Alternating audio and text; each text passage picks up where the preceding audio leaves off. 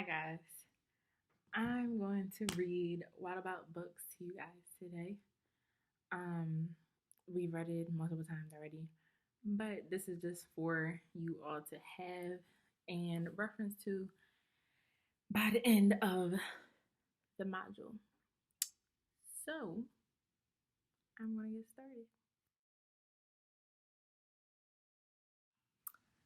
What About Books by Judy Sierra, pictures by Mark Brown. Throughout the book, I'm going to stop and talk a little bit. Just a little bit, not a lot of it. It started the summer of 2002 when the Springfield librarian Molly McGrew, by mistake, drove her book mobile into the zoo. Molly opened the door and she let down the stair, turned on the computer, and sat in the chair. At first, all the animals watched from a distance, but Molly could conquer the strongest resistance. Pay attention to what the animals are doing while Molly is just sitting there. By reading aloud from the good Dr. Seuss, she quickly attracted a mink and a moose, a wombat, a oryx, a lemur, a lynx, 8 elephant calves, and a family of skinks. Why do you think that that she attracted the animals? What did she do to attract the animals?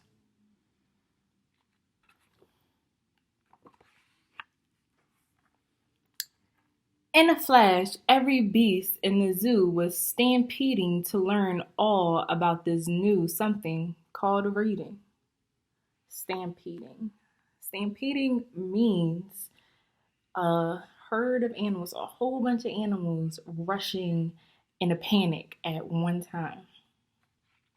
And all of these animals are stampeding towards her. Forsaking their niches, their nests, and their nooks, they went wild, simply wild, about wonderful books, choosing thin books and fat books, and cat in the hat books, and new books and true books, and heaps of how-to books.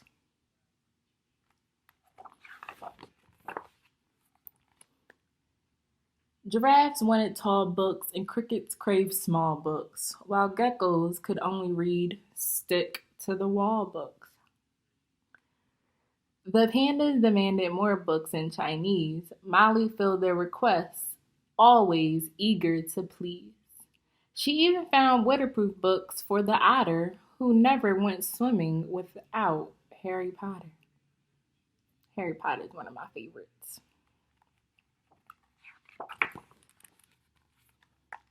Raccoons read alone, and baboons read in bunches, and llamas read dramas while eating their lunches.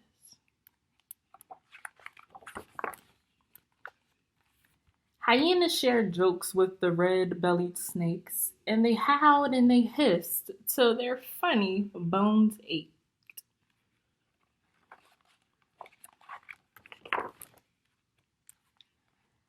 A tree kangaroo who adored Nancy Drew began solving mysteries right there at the zoo, such as why were the Bandicoot's books overdue? We don't know, and they don't know either.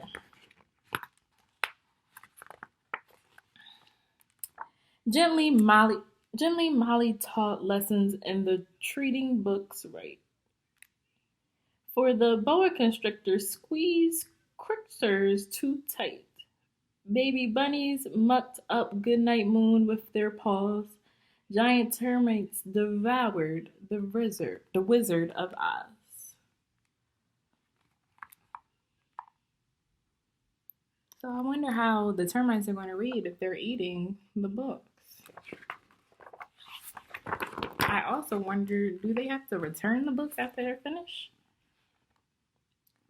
And Bear's love of books was completely outrageous. They licked all the pictures right off the pages.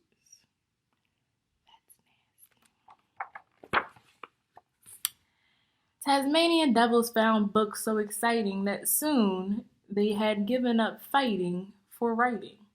They made up adventures so thrilling and new that the others decided to be authors too. Pythons wrote their tales, penguins wrote with their bills, and porcupines wrote with their very own quills. So a quill is a form of a pen that people used to use when back in the old times before there were a pen. It's kind of like a imagine writing with a feather. At the new insect zoo, bugs were scribbling haiku. The scorpion gave each a stinging review.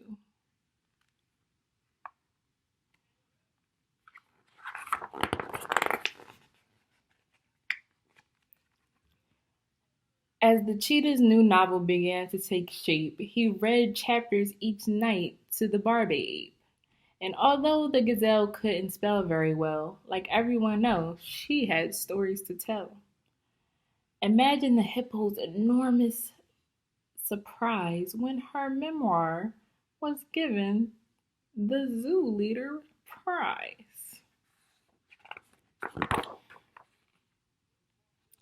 With so many new books, Molly knew what to do. She hired 12 beavers, a stork, and a gnu to build a branch library there at the zoo.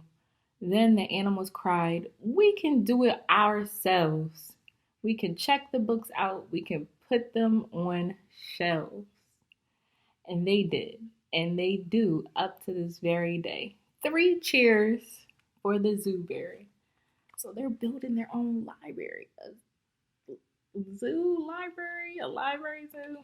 I don't know. When you visit the zoo now, you surely won't mind if the animals seem just a bit hard to find. They are snug in their niches, their nests, and their nooks, going wild, simply wild, about wonderful books.